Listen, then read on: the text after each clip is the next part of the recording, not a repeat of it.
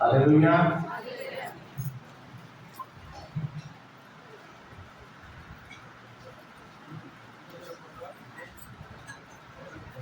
Hello, प्रभु नाम धन्य।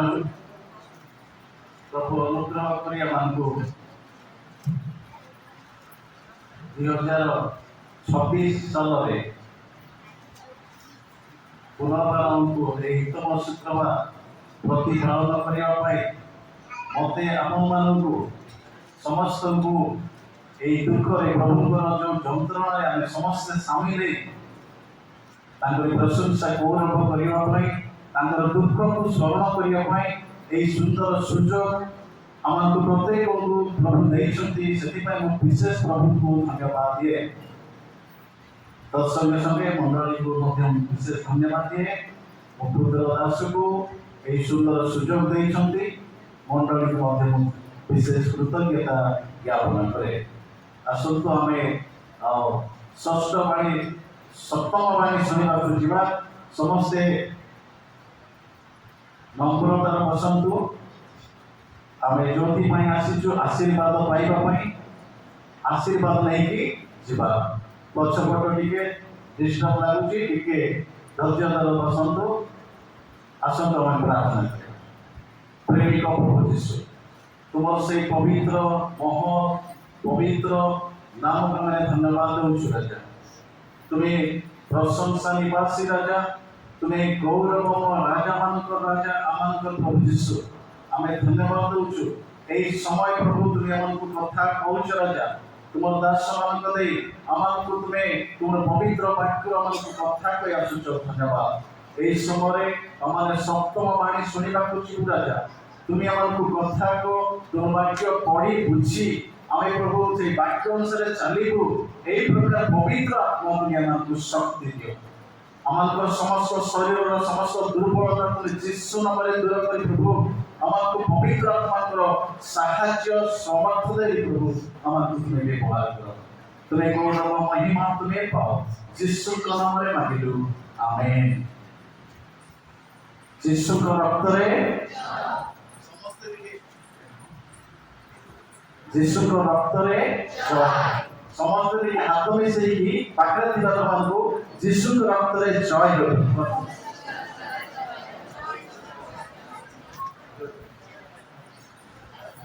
ଯୀଶୁଙ୍କ ରକ୍ତରେ ଅଛି ଜୟ ଅଛି। ଆମେ ଷଷ୍ଠ ବାଣୀ ପର୍ଯ୍ୟନ୍ତ ଆମେ ଶୁଣିଛୁ। ସପ୍ତମ ବାଣୀ ମୁଁ ନ କହିଲେ ବି ସେଟା ପଢ଼ିକି ଝିଅମାନେ ରେଡି ହେଇଛନ୍ତି।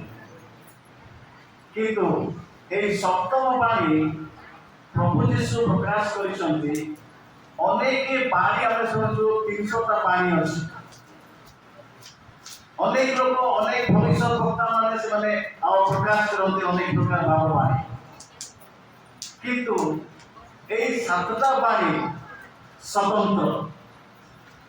এই 7টা বাণী এক গুরুত্বপূর্ণ বাণী। 300টা বাণী ହେଇଥାଇ ପାରେ, କିନ୍ତୁ এই 7টা ବାଣୀ କ'ଣ ପାଇଁ ଗୁରୁତ୍ୱ ଆମେ ତାହା ଜାଣିବାକୁ ହେବ। ପ୍ରଭୁ ଯୀଶୁ କ୍ରୁଶରେ ଲମ୍ବିକି ସେ କହୁଛନ୍ତି, ସେଇଟା ହେଲା ଗୋଟେ ଗୁରୁତ୍ୱ। କେତେ ଘଣ୍ଟା ଲମ୍ବିଛନ୍ତି ଜାଣିଛନ୍ତି କି? 6 ଘଣ୍ଟା। କେତେ ଘଣ୍ଟା ଲମ୍ବିଛନ୍ତି କ୍ରୁଶରେ? 6 ଘଣ୍ଟା। ଆମେ ଯେମାନେ 9ଟାରୁ ଆସିଛନ୍ତି ସେମାନେ 3ଟାରେ ଯଦି ବସୁଛୁ ସେମାନେ 6 ଘଣ୍ଟା ପର୍ଯ୍ୟନ୍ତ ବସୁଛୁ। କିନ୍ତୁ ବସିଲା ବେଳକୁ ଆମକୁ ଅଣ୍ଟା କଣ ହେଇଯାଉଛି? ମତେ ଗୋଟିଏ ଥର ବାହାରକୁ ଗଲେ ଟିକେ ପାଣି ପିଇବି, କେତେ କଷ୍ଟ ଲାଗୁଛି।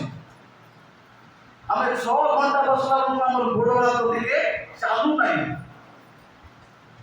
ଆମର ଗୋଟେ ଜମ୍ପ ହେଇଯାଉଛି। ହାତ ଗୋଡ଼ ଟିକେ ମୋଟା ମୋଟା ଲାଗୁଛି, ବଥଉଛି। କିନ୍ତୁ ଯୀଶୁ ସେ କ୍ରୁଶ ଭଇଁକି ଗଲେ କାଲବରୀ ପାହାଡ଼କୁ। ଆମେ ଶୁଣୁଥିଲୁ ଯେ 150 କେଜିର କ୍ରୁଶ। 150 କେଜିର କ୍ରୁଶକୁ ବଇଁଗଲା ପରେ, ବାଟ ଖାଇଲା ପରେ, କୋରଡ଼ା ମରାଗଲା। ସେଇ କୋରଡ଼ାରେ ତାଙ୍କର ମାଂସ ପୁଲା ପୁଲାଇ ଆସୁଥିଲା ମୋ ପିଲାମାନେ, ରକ୍ତ ଝରୁଛି। ଏପରି ଅବସ୍ଥାରେ ପ୍ରଭୁ ଯୀଶୁ क्रूस उपरकू से जाउछन्ति एई परिप्रेक्षीरे क्रूसरे टंगा गले जेतेबेले टंगा गले 9 घंटारू 3 घंटा पर्यंत आमर जेना आज्ञा प्रचार थिलु आमर 3टा बेले प्रभु प्राण त्याग कले आमर टाइम हिसाब किंतु इस्राएल टाइम अनुसार केतना थिबो बोली पचारे से भी कोई पाले नाही तापर मते बाइबल मोबाइल देखले तापर कहले जे इस्राएल देश रे 12टा अधरे प्रभु प्राण त्याग करिसन और एई समय 6 घंटा धरि से क्रूस रे लंबी की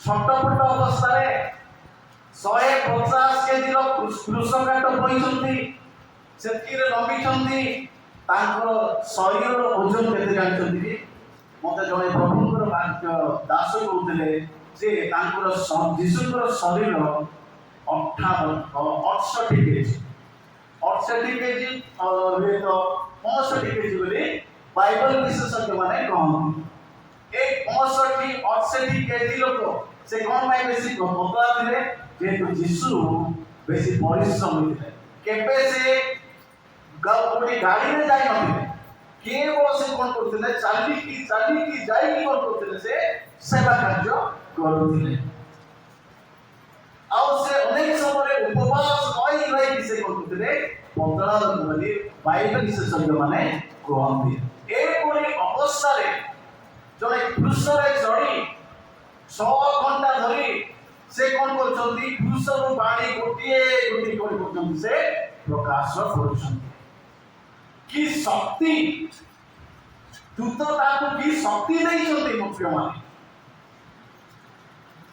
आपको भांदी की गोटे घंटा रखले हम कहिबा साइंस रे से की मरि जेबा किंतु 6 घंटा धरी आमर प्रभु यीशु से क्रूस रे छटपट हेकी से कोन करछंती हमकु पानी सुनाउछंती प्रथमे क्षमार पानी और समर्पण पानी पर्यंत यीशु समर्पित हेइला पर्यंत से कोन करछंती 7टा पानी से 6 घंटा मध्य से कोन करछंती हमकु परिप्रकाश करछंती की विचित्र की आश्चर्यजनक प्रभु एते जंत्रणा मध्य से निजको शून्य करछंती नम्र करछंती और ए परमेश्वर आज्ञा संतान है हमारे प्रभु यीशु से ईश्वर रूपी हेले है से दास रूपी धारण कले मोर बापा तो राजा मु राजा हे रही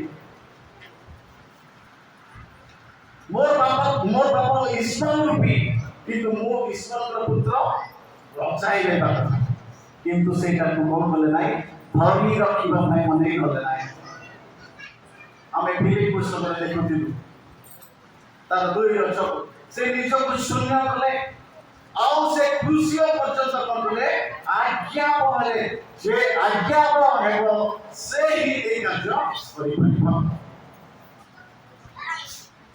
पिता परमेश्वर जे आज्ञा हो यीशु हेइले से बोले क्रूस को 7टा पानी रे अष्ट शैली से हमको प्रकाश करथिले আজি आमे माने केमती ताकर आज्ञा प्रभु संतान माने आमे विश्वासी माने आमे केमती आज्ञा प्रभु देउछु और सेही पानी आमे पढिबा लूका 23 रो हां 46 यीशु उच्चस्वरे डाकी कहिले हे पिता तुम हस्तरे मु आपनर आत्मा समर्पण करूअछि एहा कहि से प्राण त्याग कले हालेलुया हालेलुया यीशु क्रूस पर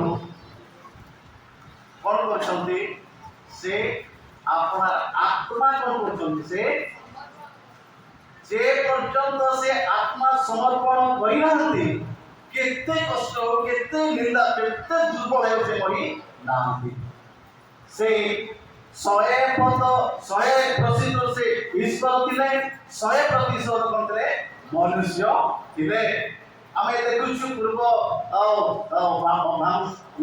पानी रे से ताकू भोग भी लागुथिला से शरीर हिसाब रे भोग भी लागुथिला ଆଉ ସେ ମନୁଷ୍ୟ ଥିଲେ, ସମ୍ପୂର୍ଣ୍ଣ ମନୁଷ୍ୟ ଥିଲେ, ସମ୍ପୂର୍ଣ୍ଣ ଈଶ୍ୱର ରୂପୀ ଈଶ୍ୱର ଥିଲେ। ସେଥିପାଇଁ ସେ କଣ କରୁଛନ୍ତି, ସେ 23 ର ତା 46 ପଦରେ ସେ କଣ କରୁଛନ୍ତି, ଆମର ଆତ୍ମାକୁ କଣ କରୁଛନ୍ତି, ସେ ସମର୍ପଣ କରୁଛନ୍ତି। ଯେତେବେଳେ ଆତ୍ମା ସମର୍ପଣ କରିଦେଲେ, ତାପରେ କଣରେ ପ୍ରାଣ ତ୍ୟାଗ କଲେ।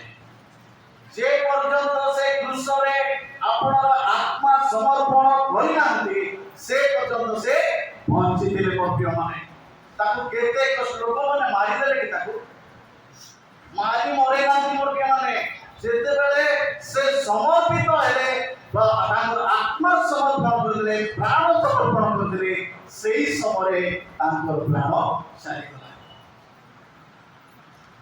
ଦୁଷ୍ଟମାନେ, ଚୋରମାନେ ମାରିଲେ, ଏତେ ବେତ୍ରାଘାତ କଲେ, ଆଉ କୃଷରେ ତାକୁ ଟଙ୍ଗେଇଲେ, ତାକୁ କୋରଡ଼ା ପ୍ରହାର କଲେ, ଲୁହାରେ ଆଉ 7-8 ଇଞ୍ଚ ଲୁହାରେ ମାରିଲେ, କିନ୍ତୁ ସେ ମଲେ ନାହିଁ। ଆଉ ଜଣେ ବାଇବେଲରେ ଅଛି, ସ୍ତିଫାନକୁ ଲୋକମାନେ କଣ କଲେ, ପଥର ଫୋପାଡ଼ି ଆଉ ପ୍ରେରିତ ତାର 7:58 ଦେଖିଦେବେ।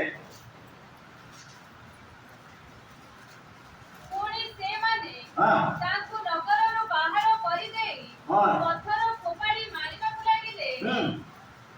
ଆଉ ସାକ୍ଷୀମାନେ ସାଉଲ ନାମକ ଜଣେ ଯୁବକଙ୍କ ପାଦ ପାଖରେ ଆପଣା ଆପଣା ବସ୍ତ୍ର ରଖିଲେ। ଯେତେବେଳେ ସେମାନେ ସ୍ତିଫାନଙ୍କୁ ପଥର ଫୋପାଡ଼ି ମାରୁଥିଲେ, ସେତେବେଳେ ସେ ପ୍ରାର୍ଥନା କରି କହିଲେ, ହେ ପ୍ରଭୁ ଯୀଶୁ, ମୋର ଆତ୍ମା ଗ୍ରହଣ କର। ପୁଣି ସେ ଆଣ୍ଠ ହୋଇ ପଡ଼ି ଉଚ୍ଚ ସ୍ୱରରେ ଡାକି କହିଲେ, ହେ ପ୍ରଭୁ, ଏହି ପାପ ଏମାନଙ୍କ ବିରୁଦ୍ଧରେ ଗଣନା କର ନାହିଁ। ସେ ଏହା କହି ମହାନିଦ୍ରା ପ୍ରାପ୍ତ ହେଲେ। ସେ ଏହା କହି କଲେ ମରିଗଲେ। ସ୍ତିଫାନ ମଧ୍ୟ ସେ କଣ କରୁଛନ୍ତି, ଲୋକମାନେ ଏତେ ପଥର ଫୋପାଡ଼ି ମାରିଲେ, କିନ୍ତୁ ସେ ମରିଲେ ନାହିଁ। ଯେ ପର୍ଯ୍ୟନ୍ତ ସେ ଆପଣର ପ୍ରାଣ ଆତ୍ମା ପ୍ରଭୁଙ୍କଠାରେ ସମର୍ପଣ ନ କରିଛନ୍ତି, ସେ ପର୍ଯ୍ୟନ୍ତ ସେ ମଲେ ନାହିଁ। ଆଉ ସେ ଯେତେବେଳେ ସମର୍ପଣ କଲେ ଆଉ କ୍ଷମାର ପ୍ରାର୍ଥନା କଲେ, ଏମାନେ କଣ କରୁଛନ୍ତି ଜାଣନ୍ତି ନାହିଁ। ଯୀଶୁ ଯେମିତି କୃଷରୁ କ୍ଷମାର ବାଣୀ ଶୁଣାଇଲେ, ମାରୁଥିବା ଲୋକମାନଙ୍କୁ କ୍ଷମା କଲେ, ସ୍ତିଫାନ ମଧ୍ୟ ସେଇ ପ୍ରକାର ସେ କଣ କଲେ, କ୍ଷମା କଲେ। ଆଉ ନିଜର ପ୍ରାଣ ଆତ୍ମାକୁ ସମର୍ପଣ କରି ସେ କଣ କଲେ, ମୃତ୍ୟୁବରଣ କଲେ। ପ୍ରିୟମାନେ, ଆମେ ଯେତେବେଳେ ଗୋଟେ ସମସ୍ୟାରେ ପଡୁ, ଯେତେବେଳେ ରୋଗରେ ପଡୁ, ଆମେ କେବେ ଭୟଭୀତ ହେବା ନାହିଁ। ଆମର ପ୍ରଭୁ ଯୀଶୁ ସେ ଆମେ କରିଦେବା, ଆମର ନିଜର ଆତ୍ମାକୁ ପ୍ରାଣକୁ ପ୍ରଭୁଙ୍କ ସମର୍ପଣ କରିବା। ଆମର ଶରୀର ହୁଏତ ମରିଯାଇପାରେ, କିନ୍ତୁ ଆମର ଆତ୍ମା, ଆମର ପ୍ରାଣ କଣ ଜୀବିତ ରହିବ। ଆମେ ଅନେକ ସମୟରେ ଶରୀର ପାଇଁ ବେଶୀ ଲାଳାୟିତ, ଅନେକ ସମୟରେ ମୁଁ ବି ଡରି ଯାଇଥାଏ। ବେଳେ ବେଳେ କଣ ଗୋଟେ ଅସୁବିଧା ରୋଗ ଆସେ, ଗୋଟେ କଣ ଅସୁସ୍ଥତା ଯେତେବେଳେ ଅନୁଭବ କରିଥାଏ, ସେଇଥିରେ ମୁଁ ପ୍ରାର୍ଥନା କରିଥାଏ, ପ୍ରଭୁ ମୁଁ ମରିଯିବି ନା, ଏ ଡର ଆସିଥାଏ।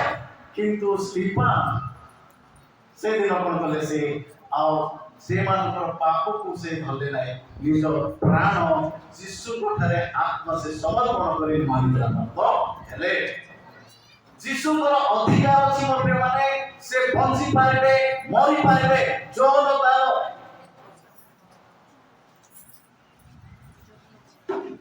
ଯୋର 10-17-18 ଆମେ ପଢିବା। ମୁଁ ମୋର ପ୍ରାଣ ଦାନ କରିବାକୁ ପିତା ମୋତେ ପ୍ରେମ କରନ୍ତି। କଣ ହେଲା? ମୁଁ ମୋର ପ୍ରାଣ ଦାନ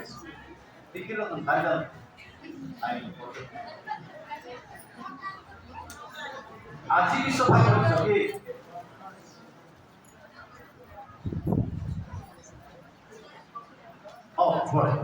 ମୁଁ ମୋର ପ୍ରାଣ ଦାନ କରିବାରୁ ପିତା ମୋତେ ପ୍ରେମ କରନ୍ତି। ପିତା ମୋତେ କଣ କରନ୍ତି? ପ୍ରେମ କରନ୍ତି। ମୁଁ ପ୍ରାଣ ଦାନ କରିବାରୁ ପିତା ମୋତେ କଣ କରନ୍ତି? ପ୍ରେମ କରନ୍ତି। ଆଉ ମୁଁ ମୋର ପ୍ରାଣ ପୁନର୍ବାର ଗ୍ରହଣ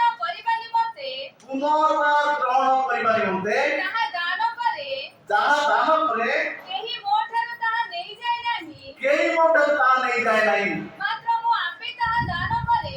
ପ୍ରଭୁ ଆପେ ଦାନ କରନ୍ତି ତାହା ଦାନ କରିବାକୁ ମୋର ଅଧିକାର ଅଛି ତାହା ଦାନ କରିବାକୁ କାହାର ଅଧିକାର ଅଛି? ପ୍ରଭୁଙ୍କର ଅଧିକାର ଅଛି। ଓ ତାହା ପୁନର୍ବାର ଗ୍ରହଣ କରିବାକୁ ମୋର ଅଧିକାର ଅଛି ତାହା ପୁନର୍ବାର ଗ୍ରହଣ କରିବାକୁ ମୋର ଅଧିକାର ଅଛି।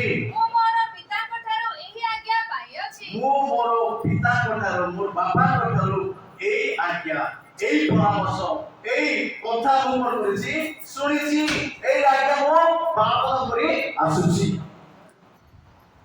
ପ୍ରିୟମାନେ ଯୀଶୁଙ୍କର ଯେତେବେଳେ ପ୍ରଭୁ ଯୀଶୁ ତାଙ୍କର ଆତ୍ମା ସମର୍ପଣ କରିଦେଲେ ସେ ଯେତେବେଳେ ଶତ୍ରୁ ହସ୍ତରେ ସମର୍ପିତ ହେବା ପୂର୍ବରୁ ଯୀଶୁଙ୍କର ଇଚ୍ଛାକୁ ଯୀଶୁ ପରମେଶ୍ୱରଙ୍କ ଇଚ୍ଛାକୁ ବି ଜାଣିବା ପାଇଁ ଚେଷ୍ଟା କଲେ। ଯେହେତୁ ସେ ମଣିଷ ଥିଲେ ଯୀଶୁ ଯେତେବେଳେ ପ୍ରାର୍ଥନାକୁ ଯାଉଥିଲେ ଲୁକ ତାର 22 ଟିକେ ପଢିଦେଲୁ। ହେ ପିତା ହଁ ଯଦି ତୁମ୍ଭର ଇଚ୍ଛା ଥାଏ ତୁମର ଇଚ୍ଛା ଥାଏ ତେବେ ଏହି ପାନପାତ୍ର ମୋ ଠାରୁ ଦୂର କର ପାନ ପାତ୍ର ମୋ ଠାରୁ ଦୂର କର ତଥାପି ମୋହର ଇଚ୍ଛା ନୁହେଁ ମାତ୍ର ମୋର ଇଚ୍ଛା ନୁହେଁ ତୁମ୍ଭର ଇଚ୍ଛା ସଫଳ ହେଉ ତୁମର ଇଚ୍ଛା ସଫଳ ହେଉ। ଯୀଶୁ ଯେତେବେଳେ ସେ ଜାଣୁଥିଲେ ଯେ ଆଗକୁ ବିପଦ ଅଛି ଆଗକୁ ଅନେକ ପ୍ରକାର ଦୁଃଖ ଭୋଗ ସହିବାକୁ ଅଛି ସେଥିପାଇଁ ସେ ମନୁଷ୍ୟ ହିସାବରେ କିଛି କଣ କରୁଛନ୍ତି ଯୀଶୁକୁ ଅନୁରୋଧ କରୁଛନ୍ତି ହୋଇପାରେ ଏଇ ପାନ ପାତ୍ର ଏଇ ଦୁଃଖଟା ହୋଇପାରେ ମୋ ଠାରୁ ଦୂର କର। ଲାଷ୍ଟରେ ସେ କହି ଯାଉଛି ସମର୍ପିତ ହେଇଯାଉଛନ୍ତି ନାଇଁ ପ୍ରଭୁ ତୁମର ଇଚ୍ଛା ସଫଳ ହେଉ ମୋର ଇଚ୍ଛା ନାହିଁ। ଆମେ ଅନେକ ସମୟରେ ଆମର ଇଚ୍ଛାରେ ଆମେ କାମ କରିଥାଉ କିନ୍ତୁ ପ୍ରଭୁଙ୍କର ଇଚ୍ଛାକୁ ଆମେ ଗୁରୁତ୍ୱ ଦେଇନଥାଉ।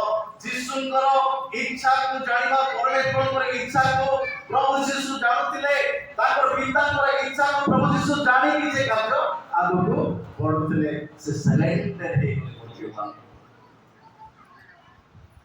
ସେ ସରେଣ୍ଡର ହେଇଗଲେ ନିଜକୁ ସମର୍ପଣ କରିଦେଲେ। ସେଥିପାଇଁ ସେ କହୁଛନ୍ତି ଯେ ମୋର ଆତ୍ମା ମୁଁ ତୁମଠାରେ ସମର୍ପଣ କରୁଛି ବୋଲି ସେ କହିଲେ ପ୍ରାଣ ତ୍ୟାଗ କଲେ। ଯେତେବେଳେ ପ୍ରାଣ ତ୍ୟାଗ କଲେ ଆମେ ଅନେକ ବିଷୟ ଶୁଣୁଥିଲୁ ଯେ କଣ କଣ ଘଟିଲା ମାଥିଓ ତାର ଆମେ 27 ର ଟିକେ ବାପର ଟିକେ ପଢିଦେବା। ଅନେକ ଶୁଣିଛୁ ପୁଣି ସମାଧି ସମୂହ ଉନ୍ମୁକ୍ତ ହେଲା ଓ ମହାନିଦ୍ରାଗତ ଅନେକ ସାଧୁ ଲୋକଙ୍କ ଶରୀର ଉତ୍ଥାପିତ ହେଲା। ପୁଣି ତାହାଙ୍କ ଉତ୍ଥାନ ଉତ୍ତାରେ ସେମାନେ ସମାଧିରୁ ବାହାରି ପୁଣ୍ୟ ନଗରୀରେ ପ୍ରବେଶ କଲେ ଓ ଅନେକଙ୍କୁ ଦର୍ଶନ ଦେଲେ। ତଥା ସେନାପତି ଓ ତାଙ୍କ ସାଙ୍ଗରେ ଯେଉଁମାନେ ଯୀଶୁଙ୍କୁ ଜଗିଥିଲେ ସେମାନେ ଭୂମିକମ୍ପାଦି ଘଟଣା ଦେଖି ଅତ୍ୟନ୍ତ ଭୀତ ହୋଇ କହିଲେ ସତ୍ୟ ଏ ଈଶ୍ୱରଙ୍କ ପୁତ୍ର ଥିଲେ। ଆମେନ୍। ଏଇଠି ଦେଖୁଛୁ ଯୀଶୁ ଯେତେବେଳେ ତାଙ୍କର ପ୍ରାଣ ଆତ୍ମା ଆଉ ସେ କଣ କଲେ ପରମେଶ୍ୱରଙ୍କୁ ଦାନ କଲା ଦେଇଦେଲେ ତାପରେ ମରିଗଲେ। ଏଇଟା କିଏ ମାନେ ଦେଖୁଥିଲେ ଲେଖା ଅଛି ଆଉ ପୁଣି ମନ୍ଦିରର ବିଚ୍ଛେଦ ପ୍ରସ୍ତୁତ 2 ଖଣ୍ଡ ହେଇ ଛିଡ଼ା ହେଇଗଲା ଶୈଳ ସବୁ ବିଭିନ୍ନ ହେଇଗଲା। ଆମେ ତଳକୁ ଉପରକୁ ଦେଖୁଛୁ 51 ରେ ଯୀଶୁଙ୍କ ମରଣରେ ଶୈଳ ପଡ଼ିଗଲା ବିଭିନ୍ନ ଜାଣିଛ କି ଫାଟିଗଲା ଖଣ୍ଡ ଖଣ୍ଡ ହେ ଫାଟିଗଲା ମନ୍ତ୍ରୀମାନେ। କି ଆଶ୍ଚର୍ଯ୍ୟ କଥା ଜଣେ ନିର୍ଦ୍ଦୋଷ ବ୍ୟକ୍ତିକୁ ମରା ଯାଉଛି ଜଣେ ନିର୍ଦ୍ଦୋଷ ବ୍ୟକ୍ତିକୁ ପ୍ରାଣ ତ୍ୟାଗ କରିବାରୁ ତାଙ୍କର ସୃଷ୍ଟି ଥରହର ହେଇଯାଉଛି। ପଥର ଯୋଉ ପଥର କି ହାତୁଳିରେ ମାରିଲେ ଟିକେ ଫାଟିବ ନାହିଁ ସେମିତି ପଥର ଯାକ ବିଭିନ୍ନ ହେଇଗଲା। ତାପରେ କଣ ହେଇଛି ସମାଧି କଣ ହେଇଗଲା ଉନ୍ମୁକ୍ତ ହେଇଗଲା। ଯେଉଁ ସାଧୁ ଲୋକମାନେ ଯେଉଁମାନେ ପ୍ରଭୁଙ୍କର ସେବା କରି କରି ମରି ଯାଇଛନ୍ତି ଯେଉଁମାନେ ତାଡ଼ନା ଖାଇ ଖାଇ ମରି ଯାଇଛନ୍ତି ସେମାନେ କଣ ହେଇଗଲେ ଉଠି ପଡିଲେ ମୋ ପ୍ରିୟମାନେ। ଜଣେ ଯୀଶୁଙ୍କର ସତ୍ୟ ବ୍ୟକ୍ତିଙ୍କର ମରଣରେ ଜଣେ ସାଧୁ ଲୋକମାନେ କଣ ହେଇଯାଉଛନ୍ତି ଉଠି ଯାଉଛନ୍ତି। କି ବିଚିତ୍ର କଥା। ସେଥିପାଇଁ ସେ ମରିକି କହିଛନ୍ତି ଯେଉଁମାନେ ମତେ ବିଶ୍ୱାସ କରି ମରିବେ ସେ उठिबे जे माने ए पुनरुत्थान को यीशु को विश्वास करते यीशु जे मो लागि मरी छथि मोर पाप क्षमा कर दैछथि मते आओ से उद्धार करिसथि जे माने विश्वास करबे से माने भी कहबे पुनरुत्थान रो सौभाग्यबे से विश्वास से भरोसा प्रभु यीशु आमान को दैछथि मोर प्रिय माने यीशु मरी छथि आओ से हम कोन करबे आमे भी यदि मरिबा विश्वास करे आमे उठिबा यीशु को मरण रे अनेक आश्चर्य कर्म घटिछि आमे देखिबाको पारुछु मोर प्रिय माने आओ देखु छमे उठान हला आओ साधु लोक माने शरीर उठान हला पुनी ताहां को उठान उतारे समाधि रु बाहरी पुण्य नगरे से मान करले प्रवेश कले ओ अनेक लोक दर्शन देले मरिथिबा लोक माने मध्य कोन करछन्ति बंची की अनेक लोक दर्शन देछन्ति सानिया कथा नाही कि मरिथिबा लोक साधु लोक माने से माने बंची की उठी की अनेक लोक दर्शन देले एटा के देखुछन्ति सत सेनापति देखुछन्ति मोर प्रिय माने सत सेनापति देखुछन्ति सब घटना देखुछन्ति आ सत सेनापति ओ तांक सामने जो माने शिशु को जगिथिले से माने भूमिकंप घटना देखि अत्यंत भीत हे कहले सत्य ए ईश्वर पुत्र थिले सत्य ए जणे ईश्वर पुत्र थिले जणे सत सेनापति से स्वीकार करूची सत्य ए जणे ईश्वर पुत्र थिले यीशु को मरण रे जणे करै अछि सत्य को जानि परछि मोर माने जणे सत सेनापति मध्ये से कोन करछि सत्य यीशु को सत्य से जानि पाउछि मोर प्रिय माने आज आमान को प्रभु यीशु ए आउ उत्तम शुक्रवार रे आमान को से ए दान पवित्र वाक्यरु आमान को शिक्षा दियंती आमे माने जेपरि निजर निजर आत्मा प्राण प्रभु कोटारे समर्पण करि जीवन काटिबा आमे प्रभु को कोन को गले मध्य आमे कोन करिबा पुनरुत्थित हेइ परिबा आज प्रभु यीशु को मृत्यु रे अनेक लोक मृत व्यक्ति माने कोइ अछते उठी जाउछथि आमे जदि प्रभु रे थाई कि मरिबा आमे पुनरुत्थित हेबो वर्ग माने जदि प्रभु को छाडी मरिबा आम पई नरक अनंत नरक रखाଯାଇଛି सेति पई प्रभु अति शीघ्र आसुचंती मोर प्रिय माने आमे निज निज को सजाडी निज निज को आमे प्रभु कोठरे नम्र करि जाओ आमन दोष दुर्बलता अयोग्यता प्रभु कोठरे देई दो आमे समर्पित जाओ प्रभु कोठरे प्रभु आम कोन बे उद्धार करिवे आशीर्वाद करिवे ए शब्द माने आज आमन को शिक्षा दउछि जे आमे माने जेपुरी आमे निजर आत्मा प्राण को प्रभु यीशु को परमेश्वर परिवार समर्पण करबा ताले प्रभु मन को आशीर्वाद करिवे ए बाइबल प्रभु आमे प्रत्येक को आशीर्वाद अनुग्रह करंतु समस्त को नमस्कार।